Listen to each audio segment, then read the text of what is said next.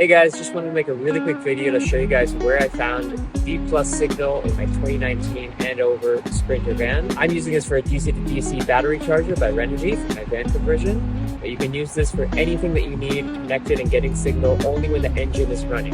Not just when the switch is turned on, when the actual alternator is putting out power, that's what you want a D+ signal for. So I'm going to show you where I found that. So in the driver's seat, under the driver's seat, you're going to have to take this driver's seat off.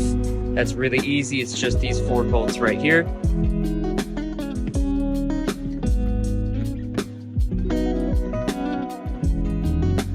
Now I have my cables running back here from my house battery. So I have a positive, a negative, and then I also have a little 18-watt signal cable that's going to go to the D+ signal, and that's going here into the seat.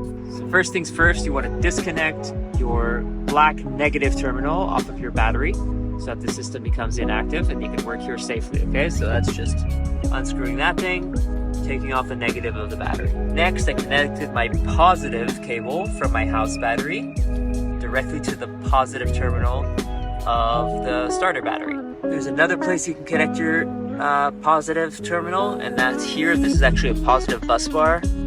If you undo that, take this whole thing out, it'll actually be a positive bus bar, and there's other terminals there that you can connect to. My negative terminal, I connected down here. There's a chassis ground.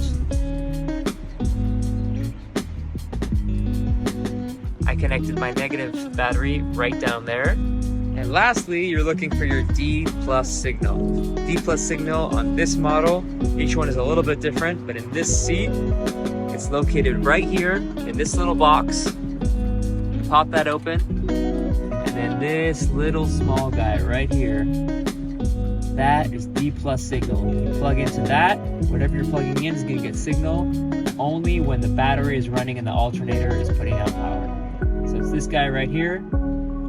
Took me a long time to find that, but I finally did, and I connected my little signal wire here from my DC to DC Renogy battery charger. And that's now going to be connected directly to the starter battery, but only turning on when my ignition is running, so that I don't actually drain my battery by accident by putting out all my starter battery power into my house battery when the engine's not running.